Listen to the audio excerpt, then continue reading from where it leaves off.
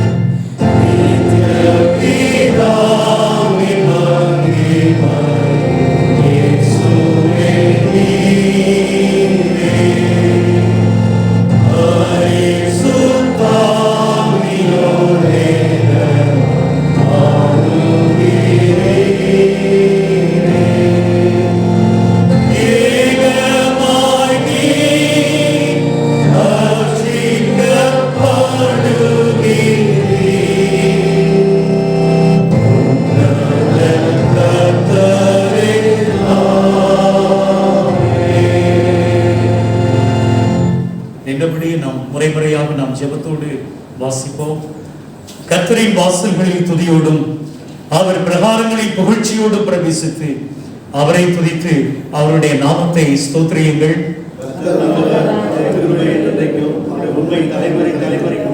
நம்மை உண்டாக்கின கர்த்தருக்கு முன்பாக நாம் படித்து குளித்து முழங்கற் படியிட கடவும் வாருங்கள்.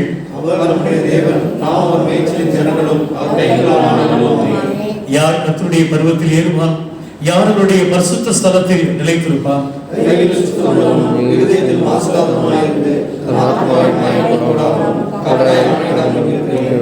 அவருக்கு விரோதமாக நாம் கலகம் பண்ணி அவர் தீர்க்க தரிசிகளாகி தம்முடைய ஊழியக்காரரை கொண்டு நமக்கு முன்பாக வைத்து அவருடைய நியாய பிரமாணப்படி நடக்கத்தக்கதாக நாம் அவருடைய வசனத்திற்கு செவிகொடாமல் போனோம். ஆனாலும் நமது தேவனாகிய ஆண்டவரிடத்தில் இரக்கங்களும் மன்னிப்புகளும் உண்டு.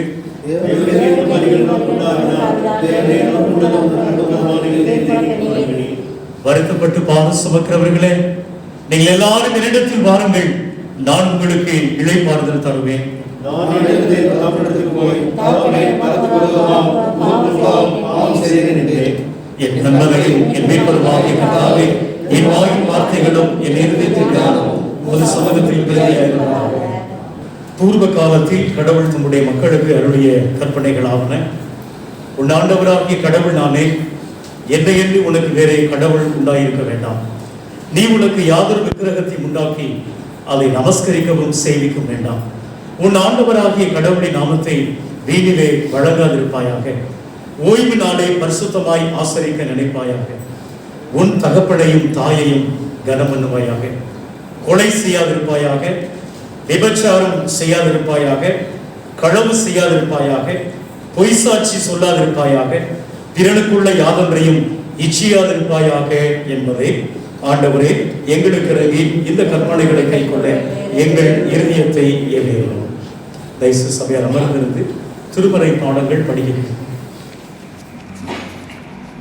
வாசிக்கும்படியாக தெரிந்து கொள்ளப்பட்ட முதலாம் வேத பகுதி தானியேல்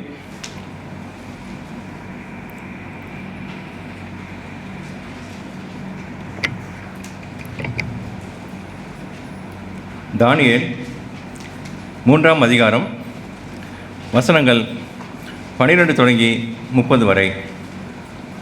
தானியேல் 3ஆம் அதிகாரம் வசனங்கள் 12 முதல். பாபிலோன் மாகாணத்தில் காரியங்களை விசாரிக்கும்படி நீர் ஏற்படுத்தின சாத்ராக், மேஷாக், ஆபேத்நேகோ என்னும் யூதரான மனுஷர் இருக்கிறார்களே, அவர்கள் ராஜாவாகிய உம்மை மதிக்கவில்லை. அவர்கள் உம்முடைய தேவர்களுக்கு ஆராதனை செய்யாமலும் நீர் நிறுத்தின பொற்சிலையை பணிந்து கொள்ளாமலும் இருக்கிறார்கள் என்றார்கள். அப்பொழுது நேபுகாத்நேச்சார் உக்கிர கோபம் கொண்டு சாத்ராக்கையும் மேஷாக்கையும் ஆபேத்நேகோவையும் அழைத்து கொண்டு வரும்படி கட்டளையிட்டான்.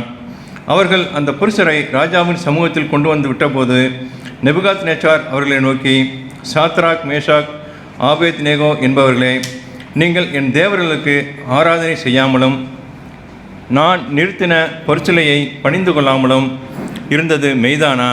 இப்போதும் எக்காலம், நாகசுரம், கிண்ணரம், வீணை, சுரமண்டலம், தம்புரு முதலான சகலவித கீத வாக்கியங்களின் சத்தத்தையும் நீங்கள் கேட்கும்போது தாழ விழுந்து நான் பண்ணி வைத்த சிலையை பணிந்து கொள்ள ஆயத்தமாயிருந்தால் நல்லது. பணிந்து கொள்ளாதிருந்தீர்களே ஆகில் அந்நேரமே எரிகிற அக்னி சூளையின் நடுவிலே போடப்படுவீர்கள். உங்களை என் கைக்கு தப்புவிக்கப் போகிற தேவன் யார் என்றான். சாத்ராக், மேஷாக், ஆபேத்நேகோ என்பவர்கள் ராஜாவை நோக்கி, நேபுகாத்நேச்சாரே, இந்த காரியத்தை குறித்து உமக்கு உத்தரவு சொல்ல எங்களுக்கு அவசியமில்லை. நாங்கள் ஆராதிக்கிற எங்கள் தேவன் எங்களை தப்புவிக்க வல்லவராயிருக்கிறார். அவர் எரிகிற அக்னி சூளைக்கும் ராஜாவாகிய உம்முடைய கைக்கும் நீங்களாக்கி விடுவிப்பார். விடுவிக்காமற் போனாலும் நாங்கள் உம்முடைய தேவர்களுக்கு ஆராதனை செய்வதுமில்லை, நீ நிறுத்தின பொற்சிலையை பணிந்து கொள்வதுமில்லை என்கிறது ராஜாவை உமக்கு தெரிந்திருக்க கடவுது என்றார்கள். அப்பொழுது நேபுகாத்நேச்சாருக்கு கடும் கோபம் உண்டு. சாத்ராக், மேஷாக், ஆபேத்நேகோ என்பவர்களுக்கு விரோதமாய் அவனுடைய முகம் வேறுபட்டது.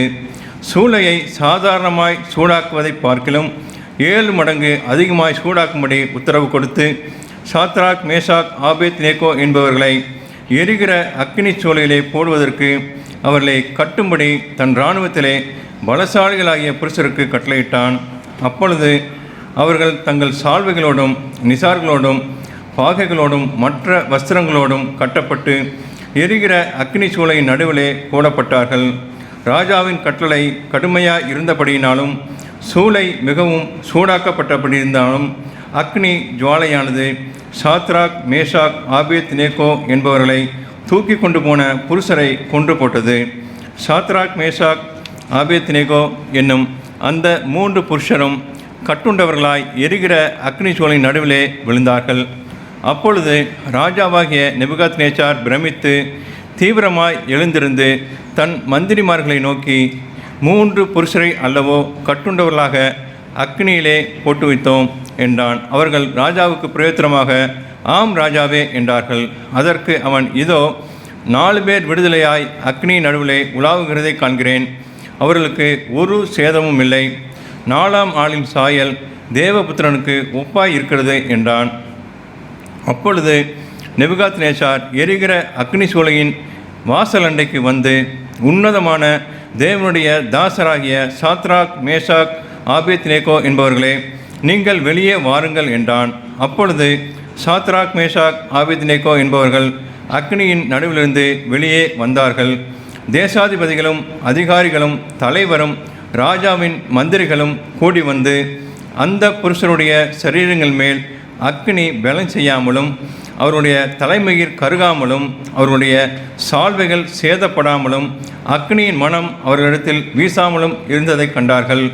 அப்பொழுது நேபுகாத்நேச்சார் வசனித்து, சாத்ராக், மேஷாக், ஆபேத்நேகோ என்பவருடைய தேவனுக்கு ஸ்தோத்திரம், அவர்கள் தங்களுடைய தேவனைத் தவிர வேறொரு தேவனையும் சேவித்து பணியாமல் அவரையே நம்பி ராஜாவின் கட்டளை தள்ளி தங்கள் சரீரங்களை ஒப்பு கொடுத்ததினால் அவர் தமது தூதனை அனுப்பி தம்முடைய தாசரை விடுவித்தார்.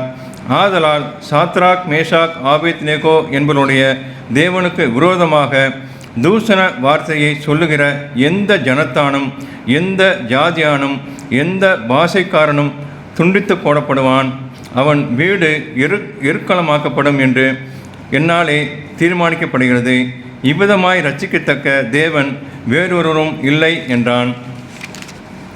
பின்பு ராஜா சாத்ராக், மேஷாக், ஆபேத்நேகோ என்பவர்களை பாபிலோன் தேசத்திலே உயர்த்தினான். வாசிக்கும்படியாக தெரிந்து கொள்ளப்பட்ட முதலாம் வேத பகுதி வாசித்தாயிற்று. தேவனுக்கே மகிமை உண்டாவதாக. ஆமேன். வாசிக்க வேண்டிய இரண்டாம் வேத பாடம் அப்போஸ்தலர் 18ஆம் அதிகாரம் 24 முதல் 24 வரை. புதிய ஏற்பாட்டின் பக்கம் 190. வாசிக்க வேண்டிய இரண்டாம் வேத பாடம் அப்போஸ்தலர் 18ஆம் அதிகாரம் 24 முதல் 28 வரை. அப்பொழுதே அலெக்சந்திரியா பட்டணத்திலும் பிறந்தவனும் சாதுரியவானும் வேதாகமத்தில் வல்லமை உள்ளவுமான அப்போலோ என்னும் பெயர் கொண்ட ஒரு யூதன் எபேசு பட்டணத்திற்கு வந்தான். அவன் கர்த்தருடைய மார்க்கத்திலே உபதேசிக்கப்பட்டு யோவான் கொடுத்த ஸ்தானத்தை மாத்திரம் அறிந்தவனாய் இருந்து ஆவியிலே அடனுள்ளவனாய் கர்த்தருக்கு அடுத்தவைகளை திட்டமாய் போதகம் பண்ணி கொண்டு வந்தான். அவன் ஜெப ஆலயத்தில் தைரியமாய் பேசின தொடங்கின போது ஆக்கிலாவும் பிரிசில்லாவும் அவன் பேசுகிறதை கேட்டு அவனை சேர்த்து கொண்டு தேவனுடைய மார்க்கத்தை அதிக திட்டமாய் அவனுக்கு விவரித்து காண்பித்தார்கள். பின்பு அவன் ஆகாய நாட்டிற்கு போக வேண்டும் இருக்கையில் சீசர்கள் அவனை ஏற்றுக்கொள்ளும்படி சகோதரர் அவர்களுக்கு எழுதினார்கள்.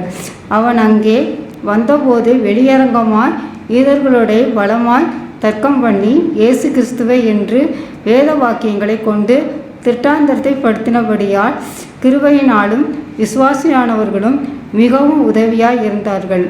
கர்த்தர் நாமத்திற்கு ஸ்தோத்திரம். லூக்கா எழுதின நற்செய்தி நூல் அதிகாரம் 10 வசனங்கள் 1 முதல் 20 முடிய. பரிசுத்த லூக்கா எழுதின நற்செய்தி நூல் அதிகாரம் 10 வசனங்கள் 1 முதல். இவைகளுக்கு பின்பு கர்த்தர் வேற 70 பேரை நியமித்து தாம் போகும் சகல பட்டணங்களுக்கும் இடங்களுக்கும் அவர்களை தமக்கு முன்னே 2 பேராக அனுப்பினார். அப்பொழுது அவர் அவர்களை நோக்கி, அறுப்பு மிகுதி, வேலையாட்களோ கொஞ்சம். ஆகையால் அறுப்புக்கு எஜமான் தமது அறுப்புக்கு வேலையாட்களை அனுப்பும்படி அவரை வேண்டிக் கொள்ளுங்கள். புறப்பட்டு போங்கள். ஆட்டுக்குட்டிகளை ஓநாய்களுக்குள்ளே அனுப்புகிறது போல இதோ நான் உங்களை அனுப்புகிறேன். பணப்பையையும் சாமான் பையையும் பாதரட்சைகளையும் கொண்டு போக வேண்டாம். வழியிலே ஒருவரையும் வினவவும் வேண்டாம். ஒரு வீட்டில் பிரவேசிக்கிற போது இந்த வீட்டுக்கு சமாதானம் உண்டாவதாக என்று முதலாவது சொல்லுங்கள். சமாதான பாத்திரன் அங்கே இருந்தால் நீங்கள் கூறின சமாதானம் அவனிடத்தில் தங்கும். இல்லாதிருந்தால் அது உங்களிடத்திற்கு திரும்பி வரும். அந்த வீட்டில்தானே நீங்கள் தங்கியிருந்து அவர்கள் கொடுக்கிறவைகளை புசித்து குடியுங்கள்.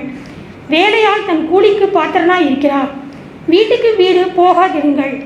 ஒரு பட்டணத்தில் நீங்கள் பிரவேசிக்கிற பொழுது ஜனங்கள் உங்களை ஏற்றுக்கொண்டால் அவர்கள் உங்கள் முன் வைக்கிறவர்களை நீங்கள் புசித்து அவ்விடத்தில் இருந்த பிணியாளிகளையும் சொஸ்தமாக்கி தேவனுடைய ராஜ்யம் உங்களுக்கு சமீபமாய் வந்திருக்கிறது என்று அவர்களுக்கு சொல்லுங்கள்.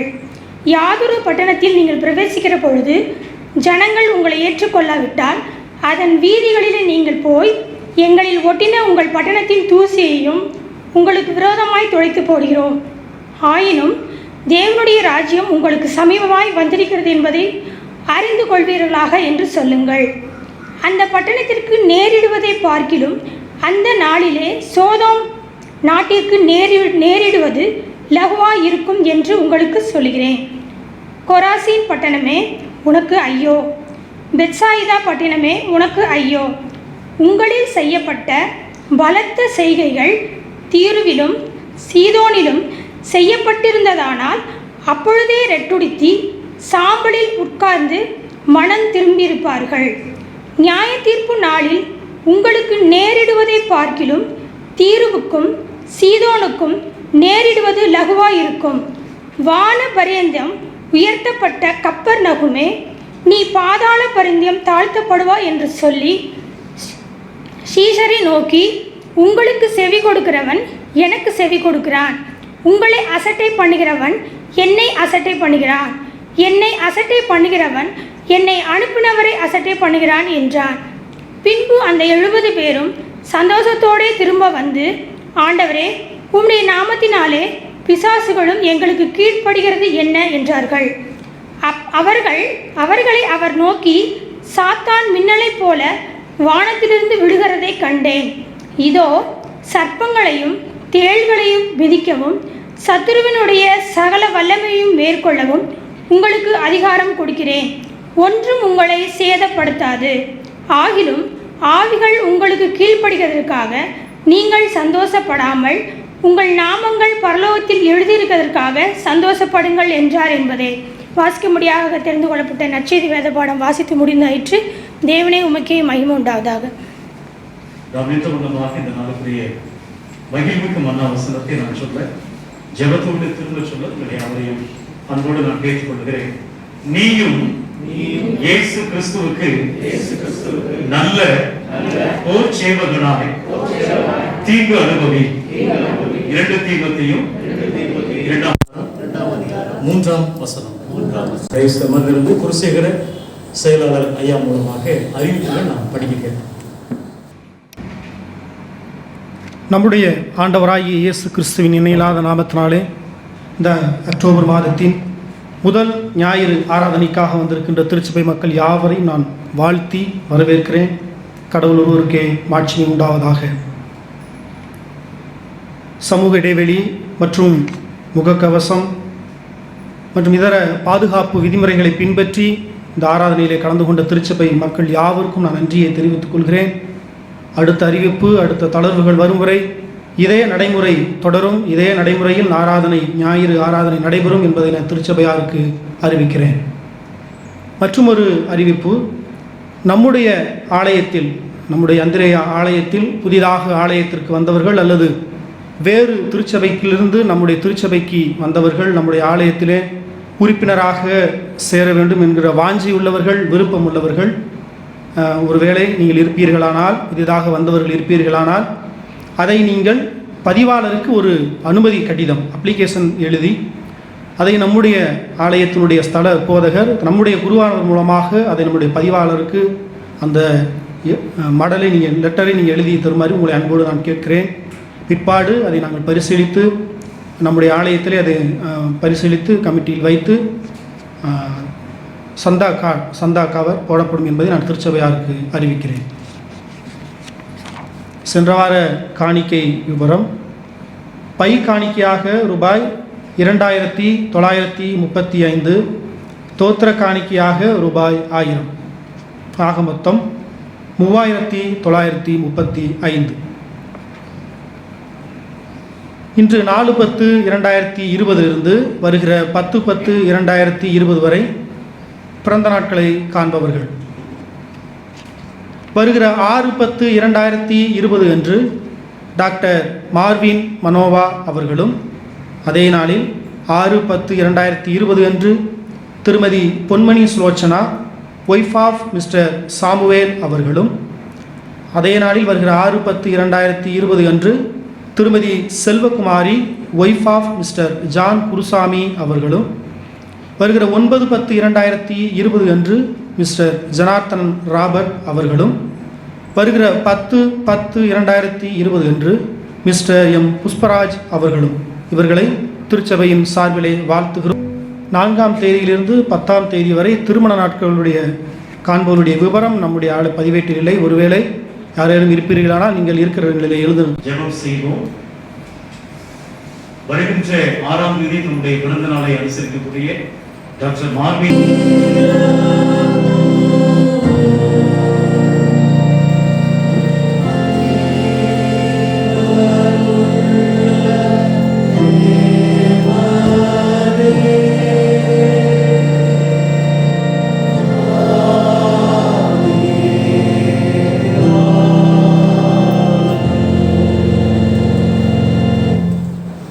தலைவணங்கி நாம் ஜெபம் செய்வோம். இந்த 10வது மாதத்தில் அடியெடுத்து வைத்திருக்கிறோம். யாருக்கும் கிடைக்கக்கூடாத ஒரு கிருபை. ஆச்சரியமாய் ஆண்டவர் நம்மை ஒவ்வொரு நாளும் வழிநடத்தி வருகிறார். இது நொறுக்கப்படுகிற நேரம், உருவாக்கி நிரப்பப்படுகிற ஒரு நேரம். வாசிக்கேற்ற இந்த திருமுறை பகுதியிலிருந்து 2-3 நிமிஷம் கண்களை மூடி, இயேசு ஆண்டவரே என்னோடு நீங்க பேசுங்க என்று சொல்லி உடைய மெல்லிய சத்தத்திற்கு அனைவருடைய செவிகளை நாம் சாய்ப்போமா?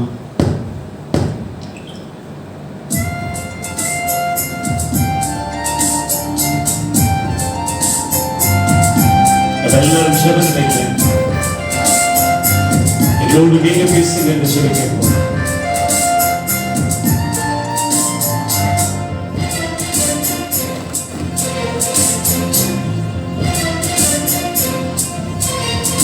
இயேசுவே சிக்கிரா, இயேசுவே சிக்கிரா, இயேசு என்னையும் நேசிக்க யார் செய்த என்ன மாதவமோ.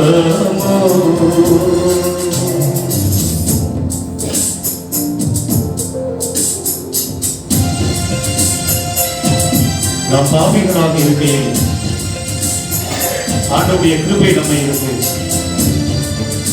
இந்த மாதத்திலும் அவருடைய வார்த்தை கேட்க முடியாது. ஆண்டவர் நம்மை அழைத்து கொடுத்தார். ஜெப நிலையிலே பாடுவோமா?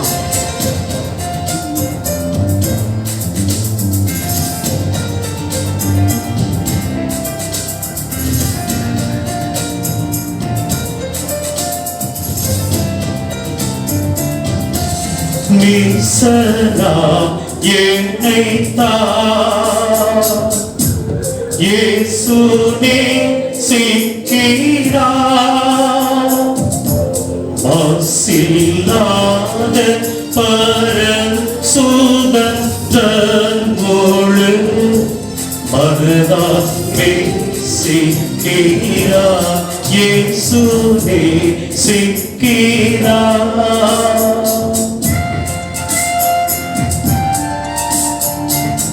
கர்த்தருடைய வேதம் நம்மோடு கிரியை செய்கிற ஒரு நேரம்.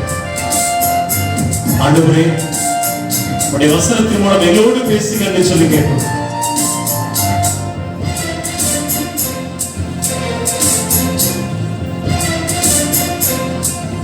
பரம தந்தை தந்த பரிசுத்த வேதம் வீரரை நேசிக்கிறார், நவிழல் ஆச்சரியம் இயேசு நேசிக்கிறார்.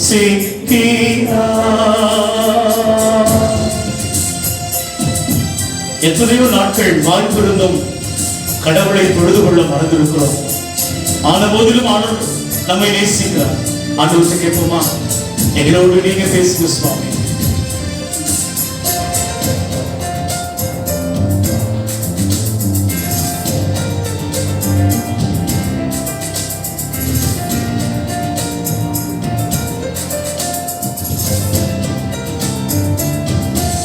நாதனை மறந்தே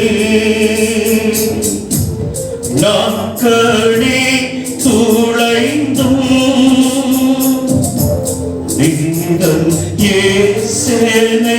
நேசிக்கிறார் என நித்தம் ஆச்சரியம். இயேசு நேசிக்கிறார்.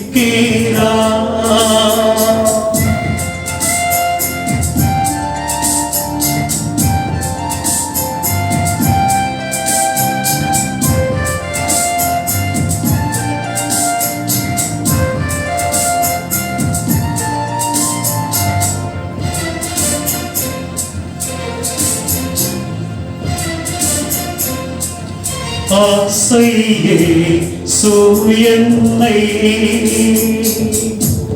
அன்பாய் நேசிக்கிறார்.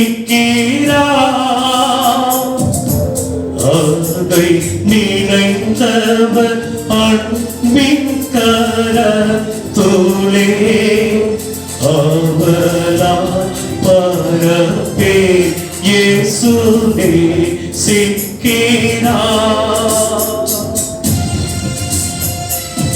ராஜன் இயேசுவின் மேல் ஆண்டவருடைய சித்தத்தின்படி அழைத்து வந்திருக்கிறார். எல்லாரும் சேர்ந்து கடைசி சொன்னதை எங்களோடு நீங்க பேசுங்க என்று சொல்லி கேட்போம்.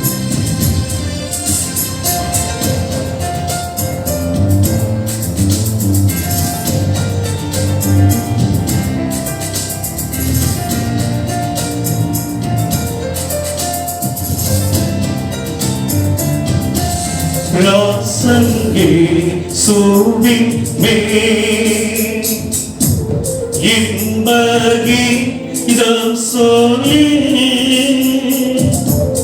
ஈசன் இயேசுனை தானே சித்தாரென்ற இணையில் இதம் சொல்வே இயேசு நேசிக்கிறார். இயேசு நேசிக்கிறார். இயேசு என்னையும் நேசிக்க நான் செய்த இந்த மாதவமோ இயேசு நேசிக்கிறார். வாரும் தூய ஆவியானவரே, எங்களோடு நீங்க சுவாமி, நீங்கள் எங்களை நேசிக்கிறீங்க ஆண்டவரே. நாங்கள் உங்களை மறந்தாலும் நீங்கள் எங்களை மறக்காதபடி சுவாமி, இன்றைக்கு எங்களை எல்லாம் அழைத்து வந்து சுவாமி நம்முடைய பாதத்தில் வார்த்தை கேட்கவும், உம்முடைய நாளாகி அந்த ஓய்வு நாளில் உம்மை பிரியப்படுத்தவும் நாங்கள் வந்திருக்கிறோம் சுவாமி. மெசேஜ் ப்ரிப்பேர் பண்ணியிருக்கிறோம் சுவாமி. எங்கள் உள்ளத்தை நீங்கள் உடைங்க சுவாமி. வெறுமையாய் வந்திருக்கிறோம் சுவாமி. நீங்கள் நிரப்பி பேசுங்க ஆண்டவரே. நாங்கள் வெறுமையோடு செல்லக்கூடாது. உம்முடைய வார்த்தைகளால் நிரப்பி நாங்கள் கடந்து செல்ல வேண்டும். நீங்கள் பேசுங்க ஆண்டவரே. உம்முடைய பிள்ளைகளாக கேட்கிறோம். நேச ரட்சகரின் மூலமே கெஞ்சி மன்றாடுகிறோம் பிதாவே, ஆமென். கர்த்தருக்குள் அருமையானவர்களே, மீண்டுமாக இந்த 10வது மாதத்தினுடைய முதல் ஞாயிறன்று கர்த்தருடைய வார்த்தையை உங்களோடு கூட பகிர்ந்து கொள்ளக்கூடிய சிலாக்கியத்தை பரிசுத்த ஆவியானவர் அடியனுக்கு தந்தபடினாலே ஆண்டவரை மனதார நான் ஸ்தோத்திரிக்கின்றேன். இந்த ஞாயிறு ஒரு சிறப்பான ஒரு ஞாயிறு. ஒவ்வொரு அக்டோபர் மாதத்தினுடைய முதல் ஞாயிற்றுக்கிழமை தென்னிந்திய திருச்சபை 24 திருமண்டலங்களும் லைட்டி சண்டேயாக அனுசரிக்கிறது, இறை மக்கள் ஞாயிறாக. ஆகவே இந்த லைட்டி சண்டே, இந்த திருமக்கள் அல்லது இறை மக்கள் ஞாயிறு இந்த அனுசரிப்பில் பங்கு பெற்றிருக்கக்கூடிய அனைத்து த பீப்புள் ஆஃப் காட், இந்த இறை மக்கள் உங்கள் ஒவ்வொருவரையும் அன்போடு கூட வாழ்த்தி வரவேற்றுக் கொள்கிறேன். நீங்கள் இல்லை என்று சொன்னால் திருச்சபை இல்லை.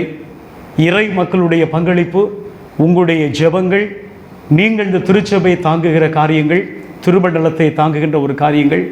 ஆகவே உங்களுடைய ஆழமான விசுவாசம், நம்பிக்கை, குறிப்பாக நம்முடைய ஒரு குடும்ப தூய அந்திரையா திருச்சபையினுடைய பங்களிப்பு இந்த அக்டோபருடைய 4ஆம் தேதி இந்த முதல் ஞாயிற்றுக்கிழமையில் இறை மக்களாக இருக்கக்கூடிய உங்கள் ஒவ்வொருவரையும் கர்த்தர் உங்களை ஆசீர்வதிப்பீராக. உங்களுடைய ஒவ்வொருடைய எதிர்பார்ப்பையும் ஆண்டவர் நிறைவேற்றுவாராக. இன்றைக்கு தென்னிந்திய திருச்சபை கொடுத்திருக்கிற தலைப்பு witness of the people of God. Witness of the people of God, இறை மக்களினுடைய சாட்சி அல்லது இறை மக்களுடைய சான்று. இன்றைக்கு இறை மக்களாக இருக்கக்கூடிய நீங்களும் நானும் இன்றைக்கு சாட்சியுள்ள வாழ்வு வாழ வேண்டும் என்று கடவுள் எதிர்பார்க்கிறார். ஆகவேதான் இன்றைக்கு மிக முக்கியமான இந்த 3 திருமறை பகுதி நமக்கு மிகவும் தெரிந்த பகுதி, நிறைய செய்தி கேட்ட பகுதி, ஆனால் மிக ஒரு ஆழமான பகுதி. தானியேல் 3ஆம் அதிகாரம் 12 முதல் 30, அப்போஸ்தலர் நடபடிகள் 18ஆம் அதிகாரம் 24 முதல் 28, லூக்கா என்பவர் எழுதிய நற்செய்தி நூல் 10ஆம் அதிகாரம் முதல் 20 வசனங்கள். கிறிஸ்துவுக்குள் அன்பானவர்களே, கடவுளின் ஆளுகை மற்றும் இந்த உலகத்தினுடைய வல் ஆதிக்கம், அதிகாரம், அடிப்படைவாதம், ஏற்றத்தாழ்வுகள், கான்ஃப்ளிக்ட், முரண்பாடு என்ற இந்த நிலைகளுக்கிடையில் இறை மக்களாக நீங்கள் நாளும் இந்த கடினமான மேற்கூறிய நான் சொன்ன காரியங்களில் நாம் ஜீவனோடு வாழ்ந்து கொண்டிருக்கிறோம். பல சவால்களை எதிர்கொண்டு வருகிறோம். இதில் இறை மக்களாக நம் உறுதியான ஆழமான நிலைப்பாற்றை வெளிப்படுத்த வேண்டும். ஆகவேதான் வருஷத்திற்கு ஒரு முறை இந்த லைட்டி சண்டேவாக இறை மக்கள் நம்முடைய ரெஸ்பான்சிபிலிட்டி என்ன? சந்தா மாத்திரம் கொடுத்துட்டு அமைதியாக இருக்கிறது இல்லை. கடவுளுடைய பிள்ளை, த பீப்புள் ஆஃப் காட் என்று சொல்லுகிறோமே, இறை மக்களுடைய ரெஸ்பான்சிபிலிட்டி என்ன? இதை சிந்தித்து செயல்படத்தான் இன்றைக்கு தென்னிந்திய திருச்சபை நம் அனைவருக்கும் இந்த தலைப்பை கொடுத்திருக்கிறது. இந்த உலகத்தில் இறை மக்களாக த பீப்புள் ஆஃப் காட், விசுவாசி என்று நாம் எதிர்கொள்ளக்கூடிய எத்தனையோ பிரச்சனைகள் ஒவ்வொரு நாளும் பத்திரிகையில் பார்க்குறோம், தொலைக்காட்சியில் பார்க்குறோம். நம்முடைய தினந்தோறுடைய வாழ்க்கையில் நம்ம சந்திக்கின்ற சவால்கள், வன்முறை, வேறுபாடு, முரண்பாடு. இந்த சூழலுக்கிடையில் இறை மக்களுக்கு, ஆண்டவருக்கு இறை மக்கள் எப்படி சாட்சியாக, சான்றாக வாழ அழைக்கப்பட்டிருக்கும் என்பதுதான் இன்றைய நாளின் செய்தியினுடைய மைய செய்தி. அதற்கு ஒத்த திருமறை பகுதியில் இந்த 3 திருமறை பகுதிகள். இந்த 3 திருமறை பகுதியின் மூலமாக ஒரு தெளிவான ஒரு சிந்தனையை கற்றுக்கொள்ள நாம் ஜெபத்தோடு பங்கு வருவோம். எப்படி நம்முடைய சான்றினை வெளிப்படுத்தவே, நம்முடைய இருத்தலை தக்க வைப்பது பற்றி இன்றைய திருமறை பாடங்கள் நமக்கு வெளிப்படுத்துகிறது. முதலாவதாக இவ்விதமாய் குறித்து வைத்திருக்கிறேன், இறை மக்கள் எப்படி சான்று உரைப்பவர்களாக வாழ வேண்டும் என்பதற்கு பற்றுறுதியில் உறுதியாக இருக்க வேண்டும். நம்முடைய விசுவாசத்தில் உறுதியாக இருக்க வேண்டும். பற்று, எவைகளில் பற்று? நம்முடைய பற்று, நம்முடைய வைராக்கியம், நம்முடைய உறுதி எவைகளில் இருக்க வேண்டும் என்று ஆண்டவர் சொல்லுகிறார். இன்றைக்கு முதல் திருமறை பகுதியாக வாசிக்கேற்ற முதல் உடன்படிக்கை நூல் ஓல்ட் டெஸ்ட்மெண்ட்டில் தானியேல் 3ஆம் அதிகாரம் 13 முதல் 20 வசனங்களை நம்ம திருப்பிக் கொள்வோம். இதில் வரக்கூடிய நிகழ்வு ஒரு நல்ல ஒரு நமக்கு டீச்சிங்கை கொடுக்குது, ஒரு படிப்பினையை நமக்கு கற்றுத்தருகிறது.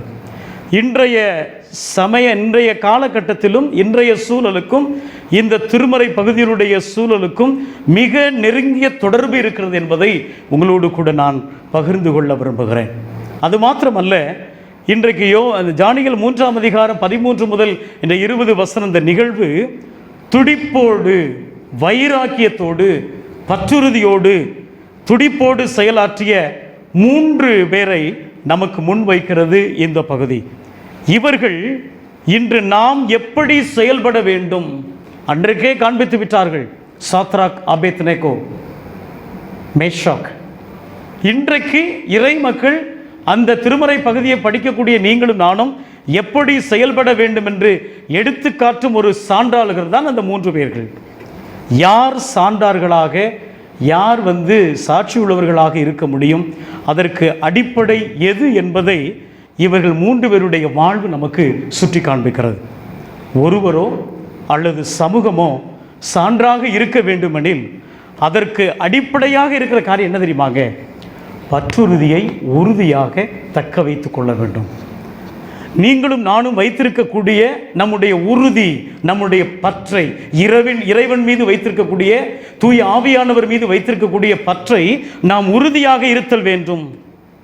நான் இப்படி குறித்து வைத்திருக்கிறேன், பற்றுறுதியில் உறுதியாக இல்லாவிட்டால் நாம் சாட்சியாக சர்ச்சுக்குள்ளே இருக்க முடியாது, ஃபேமிலிக்குள்ளே இருக்க முடியாது, வெளியில் இருக்க முடியாது. அப்படியானால் இறை மக்கள் பற்றுறுதியில் உறுதியாக இருக்க வேண்டும் என்று ஆண்டவர் சொல்லுகிறார். இந்த பகுதியில் வரக்கூடிய 3 இளைஞர்கள் தங்களுடைய பற்றுறுதியில் உறுதியாக இருந்தார்கள் என்று சொல்லி வாசிக்கிறோம். அதற்காக தங்களுடைய உயிரை கூட பணைய வைக்க அந்த 3 பேரும் முன்வைத்தார்கள். யாருக்கு பயப்படாமல், அரசனுக்கு அஞ்சாமல், அவர் தன்னுடைய கையாலே நிறுவிய சிலையை வணங்க மறுத்தார்கள். இந்த அரசன் தன்னுடைய ஆளுகைக்கு உட்பட்ட எல்லா நாடுகளிலும் இருக்கும் எல்லா இனத்தாரும் மொழியினரும் தான் இந்த நிறுவிய சிலையை வணங்க வேண்டும் என கட்டளையிட்டு அறிந்தும் 4ஆம் வசனத்தில் 5ஆம் வசனத்தை நீங்கள் பார்த்துன்னு சொன்னீங்கன்னா இந்த பின்னணியில் இருக்கக்கூடிய யுக்தி என்ன ரீசன் தெரியுமா? ஏற்கனவே தன்னுடைய கட்டுப்பாட்டில் இருக்கக்கூடிய நாடுகள் மாகாணங்களை ஒற்ற அடையாளத்தின் கீழ் கொண்டு வர வேண்டும், எல்லாம் ஒரே கட்டுப்பாட்டுக்குள் கொண்டு வர வேண்டும் என்பதற்காகத்தான் அன்றைய அரசன் தன்னுடைய வணங்கும்படியாய் சிலையை உருவாக்குகிறான். ஒற்றை நிர்வாகம். மேலும் ஒரு பாபிலோன் நாட்டையும் சமய, அரசியல் மற்றும் பொருளாதார ரீதியாக ஒன்றுபடுத்தும் ஒரு பெரும் முயற்சி தான் அந்த சிலை வணக்கம். ஒருவேளை இன்றைக்கு நான் தொடர்புபடுத்துகிறேன், இன்றைக்கும் இந்த இந்திய நாட்டில் நிகழ்வோடு இந்த பகுதியை உறுதிப்படுத்த முடியும், பொருத்த முடியும். ஒரே நாடு, ஒரே மொழி, ஒரே சமயம், ஒரே உணவு முறை, ஒரே அடையாளம் இன்றைக்கும் திணிக்கப்படுகிறது. ஆல்ரெடி 1 ரேஷன் கார்டு நமக்கு அமெண்ட்மெண்ட்டுக்கு கொண்டு வந்துட்டாங்க. நீங்களும் நானும் சிந்தித்து செயல்படுவது அவசியம். இதனால் இப்படி செய்வதன் மூலமாக பன்மைத்துவம் சீரழிந்து என்பதை நீங்களும் நானும் உணர வேண்டும். அது மட்டுமல்ல, இந்த சிலை நேபுகாத் நேசருடைய அரசன் போன்ற ஒரு உருவம் அங்கு வடிவமைக்கப்பட்டிருக்கிறது. இந்த அரசனின் பெயர் நெபு. நெபு என்ற தெய்வத்தினுடைய பெயரிலிருந்து வருகிறது. இதன் பொருள் நெபு என்றால் பாதுகாக்கின்றது, நெபு என எல்லையை பாதுகாக்கின்றது என்று அர்த்தமாம். ஆகவேதான் இந்த நேபுகாத் நேசர், இந்த நெபு தெய்வம் தன்னுடைய வல் ஆதிக்கத்தால் பிற நாடுகளை அடிமைப்படுத்தி சுரண்டப்பட்ட தங்கத்தால் இந்த சிலை உண்டானது என்பதே இந்த நெபு என்ற சொல்லுக்கு பின் இருக்கக்கூடிய ஒரு சித்தாந்தம், ஒரு கருத்தியல் ஆகும். எனவே இந்த சிலை சுரண்டல், இந்த ஒடுக்குதல், இந்த வல்லாதிக்கத்தினுடைய அடையாளம். இந்த அதிகார வல்லாண்மையை ஏற்றுக்கொள்ளாமல், நல்ல கவனிங்க, இந்த பேக்ரவுண்ட், இந்த அதிகார வல்லாண்மையை ஏற்றுக்கொள்ளாமல் இந்த பின்னணியத்தை அறிந்த கர்த்தருக்குள் அருமையான விசுவாசத்தில் ஜெபித்து ஆண்டவருடைய பாதத்தில் ஒவ்வொரு நாளும் வைராக்கியத்துடன் இருந்த இந்த 3 பேரும் தம்முடைய பற்றுறுதியில் இந்த 3 இளைஞர்களும் உறுதியாக இருந்தார்கள். அரசன் தீச்சுளையில் எரிந்து உன்னை கொன்று விடுவேன் என்ற அச்சுறுத்தியும் அவர்கள் கடவுள் மேல் வைத்திருந்தக்கூடிய சாட்சி அஞ்சாமல் இருந்தார்கள். அது மட்டுமல்ல, நீங்கள் தானியேல் 3ஆம் அதிகாரத்தை பார்த்துன்னு சொன்னீங்கன்னா அரசன்ட்ட கொண்டு போகிறாங்க. 2 சொல் மிக முக்கியமான சொல். அவங்க சொல்கிறாங்க, இப்போயும் கெட்டு போகலை, இப்போவே நான் எக்காலம் ஊத சொல்கிறேன், இப்போவே போய் சிலையை வணங்குன்னு சொல்கிறாரு. அதுக்கு 3 பேர் என்ன தெரியுமா சொல்கிறாங்க? 2 வார்த்தை.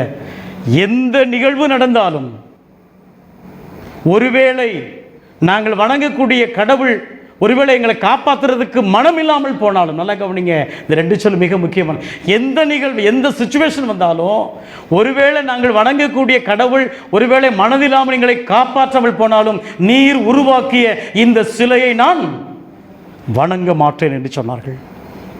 கர்த்தருக்குள் அருமையானவர்களே, அவங்க கடவுள் மீது வைத்திருக்கக்கூடிய பற்றுனால தான் ஒரே இடத்துல நிற்கிறாங்க, இடம் பெயரல, ஒரே இடத்துல நிற்கிறாங்க. அது காரணம் என்ன தெரியுமா? கடவுள் மீது வைத்திருக்கக்கூடிய அந்த பிலீவ், அந்த பற்றுறுதி. கர்த்தருக்குள் அருமையானவர்களே, கடைசி வரைக்கும் உடைய நம்பிக்கை குறையவில்லை. காரணம், அவங்க ரெஸ்பான்சிபிள் பொறுப்பாளராக இருந்தாங்க. அன்னைக்கு இருக்கக்கூடிய கவர்மெண்ட்டில் பதவியில் இருந்தாங்க. சாதாரண பதவியில் 3 பேர் இருந்தாங்க. பதவியை அவங்க நோக்கலைங்க, மாறாக கடவுளே எங்களை காப்பாற்றாலும் நிச்சயமாய் நீர் உருவாக்கிய சிலையை நாங்கள் வணங்க மாட்டோம் என்ற பற்று, இறைவன் மீது இருக்கக்கூடிய உறுதி. இந்த சிலை வழிபாடு ஒரு மறுதலிப்பு, எதிர்ப்பு என்பது மனித வழிபாடு கூடாது என்பதை இந்த நிகழ்வு நமக்கு காட்டுகிறது. மனிதனை மனிதன் மதிப்பது எதை குறிக்கிறது என்று சொன்னால், சகோதரத்துவத்தையும் சமத்துவத்தையும் இங்கு உறுதிப்படுத்துகிறது. ஆனால் மனிதனை மனிதன் வழிபடுவது ஆதிக்க வெறித்தனத்தையும் அடிமைத்தனத்தையும் நிலைப்படுத்தக்கூடியது. உருவ வழிபாடு மறுதலிப்பு என்பது இந்த மனுக்குல சமுதாயத்திற்கான ஒரு ஜனநாயக ஒரு கோட்பாடாகும். இதனை இவர்கள் வாழ்ந்து காண்பித்தார்கள், வைராக்கியமாக வாழ்ந்து காண்பித்தார்கள். ஒருவேளை கர்த்தருக்குள் அருமையானவர்களே, இந்த முதல் குறிப்பை நான் நிறைவு செய்ய விரும்புகிறேன். இன்றைய சூழ்நிலையிலும் நமக்கு எத்தனையோ அச்சுறுத்தல் இருக்கலாம். இன்றைய சூழ்நிலையிலும் நமக்கு எதிர்ப்புகள் ஒருவேளை பல நேர்ந்தாலும் நீதியின் பக்கத்தில் இருந்து விலகிவிடாமல் பற்றுறுதியில் உறுதியாக இருக்க வேண்டும் என்று சொல்லி இந்த இறைமக்கள் ஞாயிறன்று கடவுள் நம் ஒவ்வொருவரையும் ஆண்டவர் எதிர்பார்க்கிறார். அப்போதுதான் மனிதன் விரும்புகின்ற காரியம் அல்ல, என்னை சாட்டிஸ்ஃபை பண்ணவோ, இல்லை நம்முடைய பேரண்ட்ஸை சாட்டிஸ்ஃபை பண்ணவோ, இல்லை சர்ச்சினுடைய எல்டர்ஸ் பீப்புளை சாட்டிஸ்ஃபை பண்ண நம்ம சர்ச்சுக்கு வர வேண்டியங்களேங்க. கடவுள் விரும்புகின்ற, சாட்சியோடு விரும்புகின்ற சான்றார்களாக நீங்களும் நானும் இருக்க வேண்டும் என்று சொன்னால், ஒரே இடத்திலிருந்து எத்தனை கஷ்டம் வந்தாலும், இந்த சர்ச்சில் மெம்பராக இருக்கிறோமா, ஆண்டவருக்காக பற்றுறுதியோடு நீங்கள் ஒரே இடத்துல இருக்கின்ற பொழுது கர்த்தர் உங்களை ஆசீர்வதிப்பார். அதற்காக என்ன தெரியுமா, நம்முடைய பற்று எவைகளில் இருக்கிறது என்பது மிக முக்கியம். கடவுள் மீது மாத்திரம் நம்முடைய பற்றுறுதி வைப்போம். எத்தனை கஷ்டங்கள், எத்தனை போராட்டங்கள், ஒருவேளை எதிர்காலத்தை குறித்து நம்முடைய கலக்கங்கள் இருந்தாலும் ஆண்டவர் மீது வைத்திருந்து சொல்லும் பொழுது, எந்த ராஜா தன்னுடைய கண்கள் சிவந்து தீயில போடுன்னு சொன்னாரோ நடந்தது என்ன தெரியுமா? இனிமே இந்த சாத்ராக், மேஷாக், ஆபேத் நேகோவுடைய கடவுளை யாரு பழி சொன்னாலும் அவங்களை என்ன தீயில போடுங்கன்னு சொல்ல என்ன சொன்னாரு? இம்மிடியேட்டாக வெட்டணும்னு சொல்றாருங்க. இம்மிடியேட்டாக அவங்களை வெட்டணும் சொல்லிட்டு இருக்கக்கூடிய பதவிகளிலே பெரிய பொசிஷனை கொடுத்தாங்க. அல்லேலூயா சொல்லலாமா? ரெஸ்பான்சிபிலிட்டியை கொடுப்பது, கடவுளுக்கு பற்றுறுதி வைப்பாங்க, ஆண்டவர் ஆட்டோமேட்டிக்கலி இந்த காட் வில் எக்ஸால்ட். கர்த்தர் நம்மை உயர்த்துவார், கர்த்தர் நம்மை ஆசீர்வதிப்பார். அது படிப்பாக இருக்கலாம், நம்முடைய உழைப்பாக இருக்கலாம், நம்முடைய பிஸ்னஸாக இருக்கலாம், எனிதிங், எவைகளாக இருந்தாலும் சரி. கர்த்தருக்குள் அருமையானவர்களே, நம்முடைய பற்று கடவுள் மீது மாத்திரம் வைப்போம். நிச்சயமாய் கடவுள் எத்தனை போராட்டங்கள் வந்தாலும் கடவுளுக்கு சார்ந்துள்ள மக்களாக வழிநடத்துவார். இரண்டாவதாக, பிழையற கற்றல் கற்பித்தலில் ஊக்குவிக்கின்ற கர்த்தருடைய பிள்ளைகளாக இருக்க வேண்டும். இன்றைக்கு வாசிக்கேற்ற இரண்டாவது திருமறை பகுதியாக அப்போஸ்தலர் 18ஆம் அதிகாரம் 24 முதல் 28 வசனங்களை நாம் திருப்பிக் கொள்வோம். ஒரு சான்றாளர்களாக, சாட்சியுள்ள இறைமக்களாக தொடர்ந்து நிலைநிற்க வேண்டும் என்று சொன்னால் டீச்சிங் ரொம்ப அவசியங்க. கற்றல் மிக அவசியம். நம்ம ரொம்ப ஏபிள் கேண்டிடேட்டாக இருக்கணும். திருமறையை கற்றுக் கொடுப்பதும் அல்லது சில பெரியவங்களுக்கு ஆலோசனை கொடுப்பதும் ரொம்ப ஏபிள் ஹேண்டாக இருக்கணுங்க. அப்போ தான் ஒரு கிளாரிட்டி நமக்கு இருந்தால் தான் நாம் பற்றுறுதி கடவுள் மீது வைத்திருக்க முடியும்.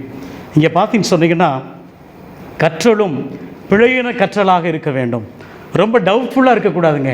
அது வேதத்தை வாசிக்கும் பொழுதும் சரி, ஒருவேளை நீங்கள் எந்த ஒரு வேலை காரியங்களும் சரி, ஆண்டவருடைய சமூகத்தில் ஒரு தெளிவுடையவர்களாக நீங்கள் இருக்க வேண்டும். அதைத்தான் ஆங்கிலத்தில் சொல்லுவார்கள், unlearn what you have learned, unlearn what you have learned என குறிப்பிடுவார்கள். இதைத்தான் தமிழ் பெருஞானி திருவள்ளுவர் சொல்கிறார், கற்க கசடர என அவர் குறிப்பிடுவதை நான் பார்க்கிறோம். கசடுகள் நீங்க பிழையற கற்றலும் கற்பித்தலும் இன்றைக்கு விட்னஸ் பீப்புள் ஆஃப் காட், இன்றைக்கு சான்றர்களாக ஊக்கப்படுத்த வேண்டும். பிழையோடு கற்றல் கற்பித்தல் பல நேரங்களில் தப்போடு தவறுதலாக புரிந்து கொள்ளுகின்ற பொழுது கடவுளுக்கும் நீதிக்கும் எதிராக செயல்பட இருக்கக்கூடிய ஒரு தூண்டுதல் கருவியாக கூட நாம் செயல்பட முடியும். இன்றைக்கு வாசிக்கேற்ற அப்போஸ்தலர் 18ஆம் அதிகாரம் 24 முதல் 28 வசனங்களை எப்படி நாம் பிழையற கற்க வேண்டும், கற்பிக்க வேண்டும் என்பதை மிக தெளிவாக அப்போஸ்தலனாகிய பவுல் கூறுவதை பார்க்கிறோம். பவுலுடையார் மீண்டும் எபேசு நகருக்கு வருவதற்கு முன்பே அந்த நகரில் என்ன நடக்கிறது என்பதை இந்த திருமறை பகுதி மிக தெளிவாக இங்கே காண்பதை பார்க்கிறோம். இந்த நகருக்கு அலெக்சாந்திரியாவில் பிறந்த அப்பல்லோ என்னும் ஒரு யூதர் அந்த ஊருக்கு அவர் வர்றாரு. அப்பல்லோ நியோஸ் என்ற சொல்லினுடைய சுருக்கமே அப்பல்லோ. அவருடைய டேலண்ட் என்ன தெரியுமா? அவருடைய குவாலிட்டி, பேசுவதில் சொல்வன்மை மிக்கவர், திருமறை விளக்குவதில் மறைநூலில் புலமை வாய்ந்தவர், எல்லா காரியங்களிலும் மிக நேர்த்தியாக பிழை இல்லாமல் போதிக்கக்கூடியவர். கர்த்தருக்குள் அருமையானவர்களே, அலெக்சாந்திரியா நகர் கல்விக்கும் தத்துவத்திற்கும் ஒரு மிக புகழ்பெற்ற ஒரு இடம். ஆகவே தான் இந்த ஊருக்கு வந்திருக்கக்கூடிய அலெக்சாண்டர் நாட்டை சேர்ந்த பிறந்து வளர்ந்த காரணத்தால் இந்த அப்போலோ என்பவர் மிக டேலண்டாக திறன்களை பெற்றிருந்தார். தன்னை முழுவதுமாக எக்யூப்பை பண்ணார், மேற்படுத்தி கொண்டார். கற்றறிந்த யூதரான இவர் தம்முடைய மறைநூல் ஞானத்தை கிறிஸ்தவ ஊழியத்திற்கென்று நன்கு அவர் பயன்படுத்த ஆரம்பித்தார். தனக்கு கிடைச்ச அந்த டேலண்ட்டை, தனக்கு கிடைச்ச இந்த நல்ல காரியத்தை கடவுளுக்காக மகிமைப்படுத்த வேண்டும், குறிப்பாக கிறிஸ்டியன் பீப்புளுக்காக பயன்படுத்த வேண்டும் என்று சொல்லி மிக தெளிவாக கர்த்தருடைய ஊழியத்தை செய்து வந்தார். ஆர்வமிக்க உள்ளமுடையவராய் எபேசு நகரத்தில் தம்முடைய டீச்சிங் மினிஸ்ட்ரியை, கற்பிப்பு பணியை அவர் செய்தார். கர்த்தருக்குள் அருமையானவர்களே, அவருக்குள் இருந்த ஒரு சான்று என்ன தெரியுமா? அப்போலோ துணிவுடன் தொழுகை கூடத்தில் இறை செய்தியை எடுத்துரைத்தார். ஹல்லேலூயா, ஹல்லேலூயா. ஒரு மிக திறமை வாய்ந்தவர், நல்ல டேலண்டட் பர்சன். அவர் எங்கே துணிவு இருந்தார்னா, தொழுகை கூடங்களில் இறைவன் இருக்கக்கூடிய இடத்துல துணிச்சலோடு, மிக தைரியத்தோடு, மிக சொல்வன்மையோடு கர்த்தருடைய ஊழியத்தை அவர் செய்து வந்தார். அப்போல்லாவின் இந்த பிழையற கற்பிக்கும் பேச்சு இப்படி உண்மையாய் டிரான்ஸ்பரண்டாக, அந்த நீங்கள் 18ஆம் அதிகாரத்தில் கடைசி வசனம் பார்த்து சொன்னீங்கன்னா, வெளிப்படையான கிறிஸ்து மேசியா என்று அவர் அழிப்பட வைத்தார். வேற யாருமே அவர் ஃபோக்கஸ் பண்ணலை, வேற யாருமே அவர் தூக்கி வைக்கலைங்க. அப்போல்லோ செய்த ஒரு காரியம் என்ன தெரியுமா? துணிச்சலோடு தைரியமிக்க கர்த்தருடைய ஊழியத்தை செய்தார். அப்படி செஞ்சதனுடைய விளைவு சான்று என்ன தெரியுமாங்க? ஆக்கில்லா பிரிஸ்கில்லா இவருடைய பேச்சை, இவருடைய ஊழியத்தை, கவனத்தை ஈர்த்து அப்படி இன்னும் கற்க வேண்டியது என்பதை இந்த அப்போல்லோ என்ன செய்கிறாங்க தெரியுமா? நீங்கள் இன்னும் வாங்க, பல ஊர்களுக்கு சென்று ஊழியம் செய்யணும்னு சொல்லிட்டு அவருடைய உண்மையான வார்த்தையின் மூலமாக, சாட்சியுள்ள ஊழியத்தின் மூலமாக ஆக்கிலா அவர்களும் பிரிஸ்கில்லா அவர்களும் அவர்களை அழைத்து கொண்டு போய் கடவுளின் நெறியை திட்டவட்டமாக விளக்குவதற்கு பயன்படுத்தினார்கள். இவர்கள் மற்ற சான்றார்களுடைய வளர்ச்சியில் அக்கறை கொண்டு பிழையற கற்பிப்பதற்கு ஒரு கருவிகளாக பயன்படுத்தி வருகிறார்கள். குறிப்பாக இதன் மூலமாக அம்மாமார்களும் பெண்களும் கற்பிக்கும் பணியை இவர் மூலமாக ஈடுபட்டிருந்தார்கள் என்பதை பிரிஸ்கில்லாவினுடைய வாழ்வு இன்றைக்கு நம் ஒவ்வொருவருக்கும் காட்டுகிறது. இந்த அப்போல்லாவை இன்னும் அதிகமாய் ஊக்குவிக்கின்றது என்னன்னு சொன்னால், அவர் தொடர்ந்து மற்ற இடங்களுக்கு சென்று ஆண்டவர் இயேசுவை மேசையா என்று சொல்லி ஆற்றலோடு ஊழியம் செய்வதை பார்க்கிறோம். கிறிஸ்துவுக்குள் அன்பானவர்களே, இரண்டாவது குறிப்பை நான் நிறைவு செய்ய விரும்புகிறேன். பிழையற கற்றல் ஒருவரை தம்முடைய பற்றுறுதியில் நிலைப்பெறச் செய்யும். அது சமூக சூழலை நன்கு பகுத்தறிய வைப்பதும். ஆகவே இன்றைக்கு பிழையற கற்றல் அல்ல கற்பித்தல் இன்றைக்கு மிக முக்கியமான ஒரு காரியம். மேலும் இந்த பிழையற கற்றதை பிறருக்கு கற்பிக்க வேண்டும் என்பதுதான். ஆகவே தான் அடிக்கடி சொல்லுவேன், நான் மாத்திரம் ஊழியக்காரர் கிடையாது. சர்ச்சுக்கு வரும்போது நோட் எடுத்துட்டு வாங்க, நீங்கள் கொடுக்கக்கூடிய பிரசங்கத்தை நோட் பண்ணுங்க. வெளியில் நீங்களும் போய் ஊழியக்காரர்களாக, வெளியில் நீங்களும் மற்றவர்களுக்கு இறை வார்த்தை கற்றுக் கொடுக்க வேண்டும் என்று நான் அடிக்கடி சொல்லுவேன்.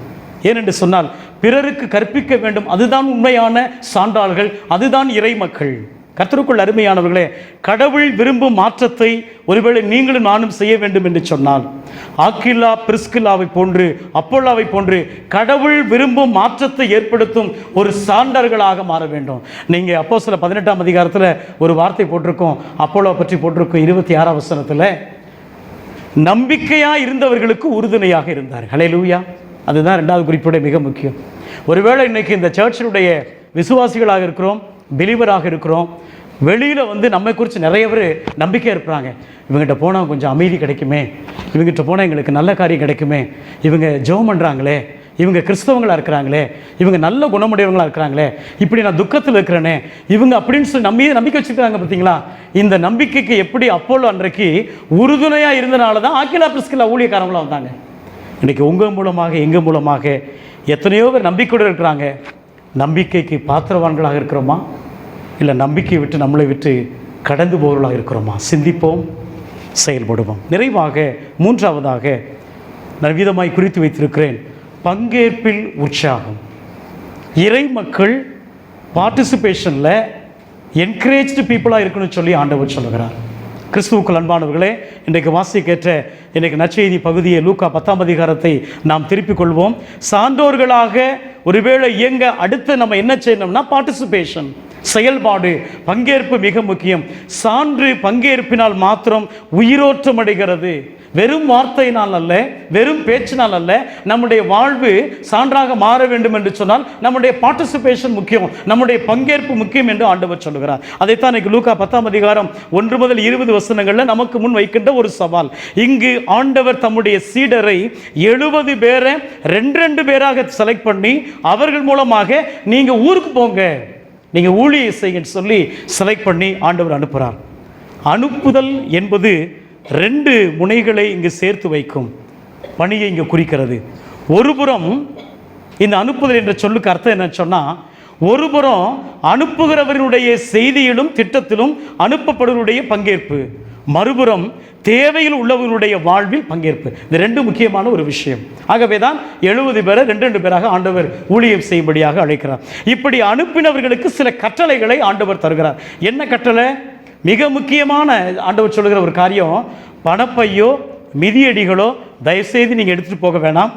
திருப்பணியில் நீங்கள் முதல் வார்த்தை என்ன சொல்லணும்னு சொன்னால், எதை சொல்லியிருக்காரு? ஷேரிங், பகிர்வு. பகிர்வின் வழியே நீங்கள் உற்சாகமான ஒரு பங்கேற்பு இருக்க வேண்டும் என்று சொல்லுங்கள். அது உங்களுடைய வாழ்க்கையில் நிம்மதி கிடைக்க வேண்டும். இந்த ஷேரிங், நம்முடைய பார்ட்டிசிபேஷன் என்ன என்று சொன்னால் பகிர்வு என்பது. கர்த்தருக்குள் அருமையானவர்களே, அதைத்தான் சீடர்களுக்கு ஆண்டவர் உணர்த்துகிறார். அனுப்பப்படுகிறவர்கள் செல்லும் இடங்களில் முதலாவதாக உற்சாகமாக பகிர வேண்டியது என்ன போட்டிருக்கு? பீஸ், அமைதி. அது ரொம்ப அழகாக போட்டிருப்பாரு லூக்கா ஐயா. அமைதியை விரும்புகிறவங்க நல்லா கவனிங்க, நான் பீஸ்ஃபுல்லாக இருக்கணும், நான் அமைதியாக இருக்கணும்.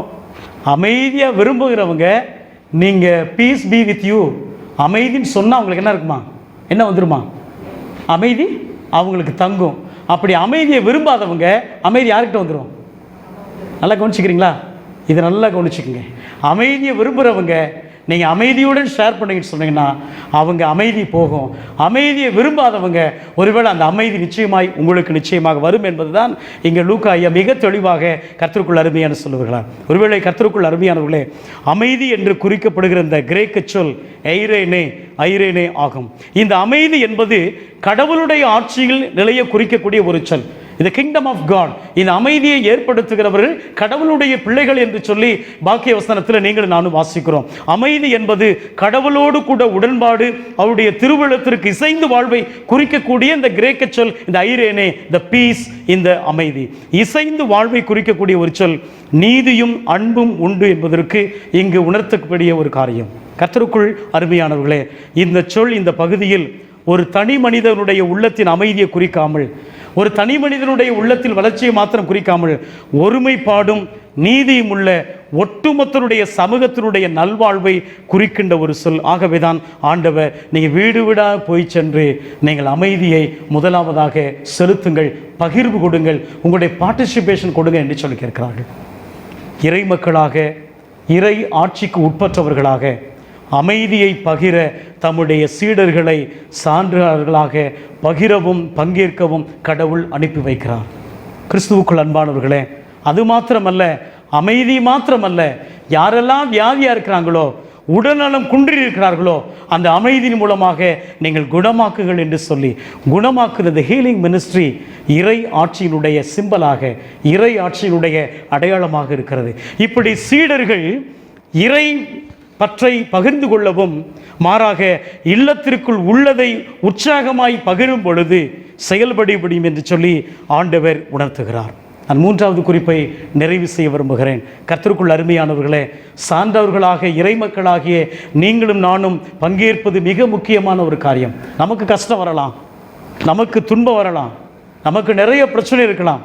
இப்படிப்பட்ட சூழ்நிலையில் ஆண்டவருடைய வசனம், இந்த 3ஆம் வசனம் சொன்னபடி தொடர்ந்து சான்றார்களாக, நானே கஷ்டமாக இருக்கிறேன், நானே அமைதி இழந்திருக்கிறேன், நான் எப்படி மற்றவங்களுக்கு தயவுசெய்து சொல்ல வேணாங்க.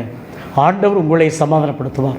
ஆண்டவர் உங்களுடைய எல்லா பிரச்சனைகளிலிருந்து, எல்லா காரியங்களிலிருந்து ஆண்டவர் உங்களை நிறைவாக்குவார். அவங்களுடைய நோக்கம் எல்லாம், என்னுடைய பார்ட்டிசிபேஷன் என்ன, இங்கே பிரச்சனையாக இருக்கிறதா, இங்கே குழப்பமாக இருக்கிறதா, என் நிமித்தமாக ஒரு அமைதியை உருவாக்குவதற்கு கருவியாக பயன்படுத்துங்க. நம்முடைய பார்ட்டிசிபேஷன் இஸ் மோஸ்ட் இம்பார்ட்டண்ட். அமைதியை ஏற்படுத்தக்கூடிய சான்றார்களாக உருவாக்க கடவுள் நம்மை நிச்சயமாய் பயன்படுத்துவார். கிறிஸ்துவுக்குள் அன்பானவர்களே, அன்றாட வாழ்வில் நீங்களும் நானும் பல அடிப்படைவாத நெருக்கடிகள், துன்பங்கள், சமூக சிக்கல்களை ஒவ்வொரு நாளும் இன்றைக்கு சந்தித்து கொண்டே வருகிறோம். இன்றைக்கு இறை மக்களாக நீங்களும் நானும் இப்படிப்பட்ட சூழ்நிலைகளை பார்க்கும் பொழுது, ஏண்டா எப்படி வாழப்போகிறோம், நம்முடைய பிள்ளைகள் ஒரு நம்முடைய வாழ்க்கையை ஒரு ஆட்டம் காண செய்கிறது. ஒவ்வொரு நாளும் பயங்கரமான சூழல். நம்முடைய ஒவ்வொரு காரியங்கள் இப்படிலாம் உலகத்தில் நடந்துகிட்டு இருக்கு. ஃபியூச்சர் ஜெனரேஷன் என்னன்னு சொல்லி ஒரு அச்சத்தோடும் கலக்கத்தோடும் இருக்கிறோம்.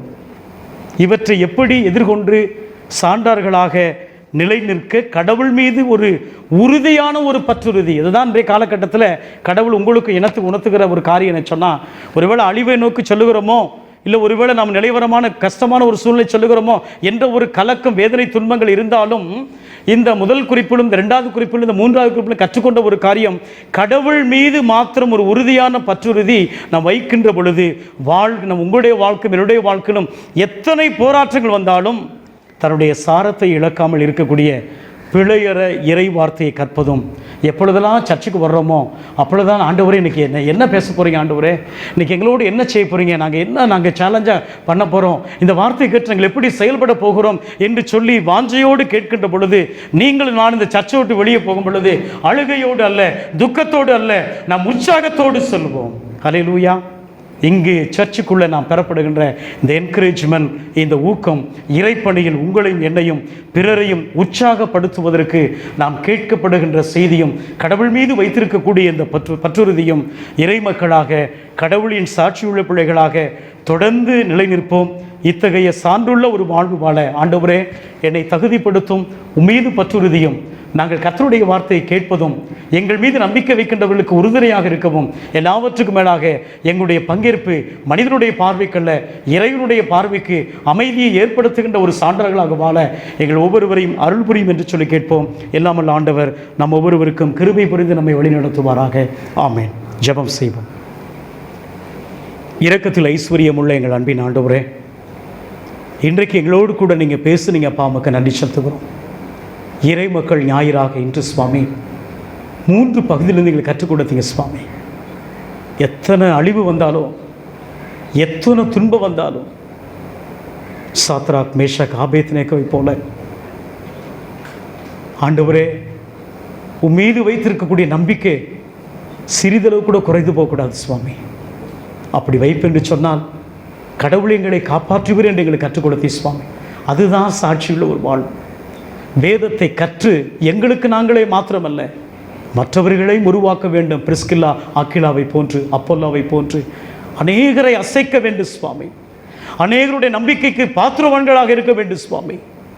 அதற்கு எங்களுடைய பங்கேற்பு, எங்களுடைய பார்ட்டிசிபேஷன், அமைதியை ஏற்படுத்தக்கூடிய ஒரு காரியம் மிக முக்கியம் என்று சொல்லி எங்களோடு பேசுகிறீங்க. அதன்படி ஆண்டவரை இறை மக்களாக சான்றார்களாக வாழ எங்களை தகுதிப்படுத்தும். நாங்கள் சிந்திச்சிருக்கிறோம், செயல்பட எங்களுடைய தூய ஆவியினுடைய கிருபை தாரும். நேச ரட்சகரின் மூலமே கெஞ்சி மன்றாடுகிறோம் பிதாவே. ஆமென்.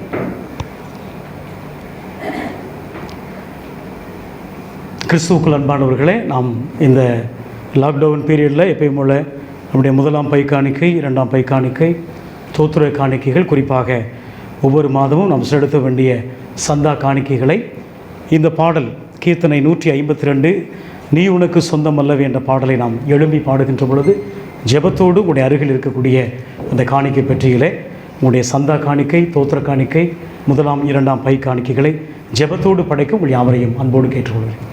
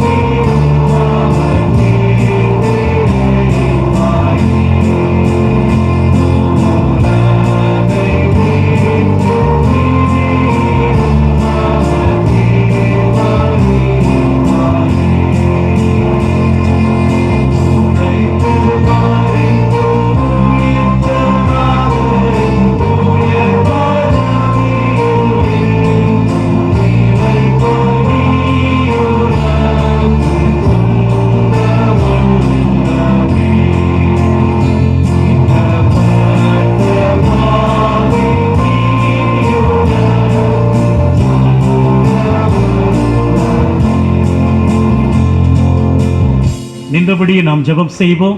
இரக்கத்தில் ஐஸ்வர்யமுள்ள எங்கள் அன்பின் ஆண்டவரே, நன்றியோடு நாங்கள் உம்மை துதிக்கிறோம் அப்பா, அம்மை ஸ்தோத்திரிக்கிறோம். ஆசீர்வதிங்க ஆண்டவரே, ஒவ்வொருவரை நீங்க பலப்படுத்துங்க ஆண்டவரே, அவர்களுக்கு வேண்டிய சரீர சுகபலன் ஜீவனை கொடுங்க ஆண்டவரே. அப்பா, அந்த ஒரு அருமையான வேளையில ஒருமனப்பட்டு ஜெபிக்கிறோம். இந்த கொரோனா தொற்று வியாதினால் எத்தனையோ பேர் பாதிக்கப்பட்டிருக்கிறாங்க ஆண்டவரே. பாதிப்பாளர்கள் ஒவ்வொருவருக்காக வேண்டுதல் செய்கிறோம். நாங்கள் அறிந்தும் அறியாமல் எத்தனையோ பேர் மரித்துக்கிட்டு இருக்காங்க ஆண்டவரே. கடவுளுடைய கிருபை, சமாதானம், அமைதி ஒவ்வொருவருக்கும் ஆண்டவரே பாதுகாப்பை தரும்படியாக ஜெபிக்கிறோம். அவர்களை அடையாளப்படுத்தி ஆண்டவரே வைராக்கியமாய் பாதுகாப்பின் பணியில் ஈடுபட்டிருக்கக்கூடிய எத்தனையோ வியாதிகள் மருத்துவ வந்து தங்களை பாதுகாத்துக்கூடிய ஒவ்வொரு டாக்டர்ஸ், சிஸ்டர்ஸ், ஒவ்வொரு கர்த்தருடைய பிள்ளைகளுக்காக ஜெபிக்கிறேன் ஆண்டவரே. உயிரை பணயம் வைத்து அவர்கள் ஆண்டவர் இருக்கக்கூடிய ஒவ்வொருவருக்கு வேண்டிய பாதுகாப்பையும் ஆசீர்வாதங்களையும் கடவுளுடைய கிருபையும் ஆண்டவரே நீர் கொடுக்கும்படியாக நாங்கள் ஜெபிக்கிறோம். இந்த சூழ்நிலை மாற வேண்டும் ஆண்டவரே, நீங்க இறங்குங்க ஆண்டவரே. அதை சீக்கிரத்தை நிர்மூலமாக்கி இந்த தளர்வுகள் எல்லாம் மாற்றப்பட்டு எல்லாரும் இணைந்து உம்முடைய நாமத்தை மகிமைப்படுத்த கர்த்தர் உதவிச்சிங்க. நாங்கள் காத்திருக்கிறோம் சுவாமி.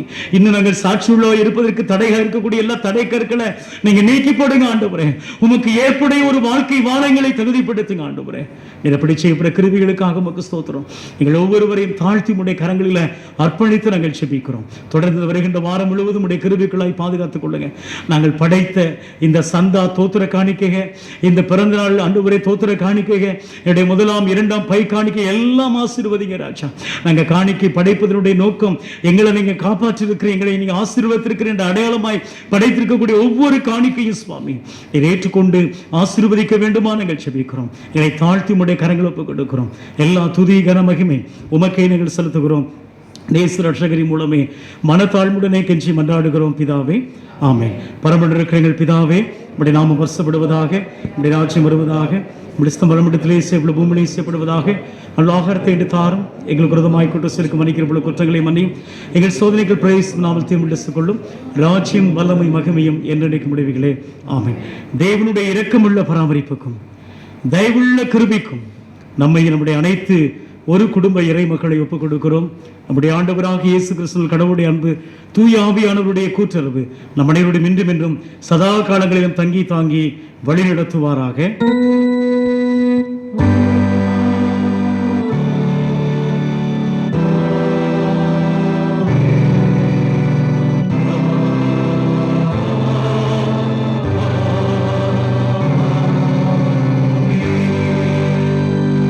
நின்றவண்ணமாக நிறைவு பாடலாக முடிவு கவிகளில் இரண்டாவது முடிவு கவியை பாடும்.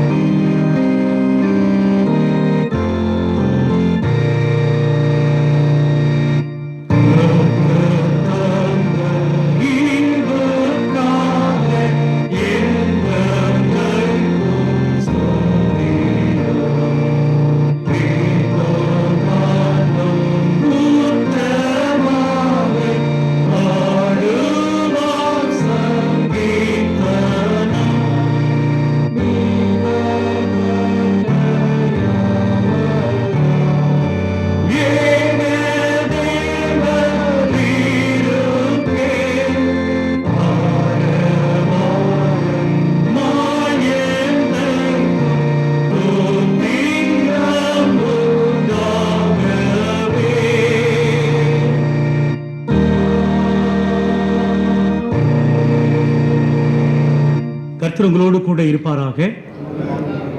சமாதானத்தோடு சென்று வாருங்கள். ஆண்டவரின் திருப்பெயரால்.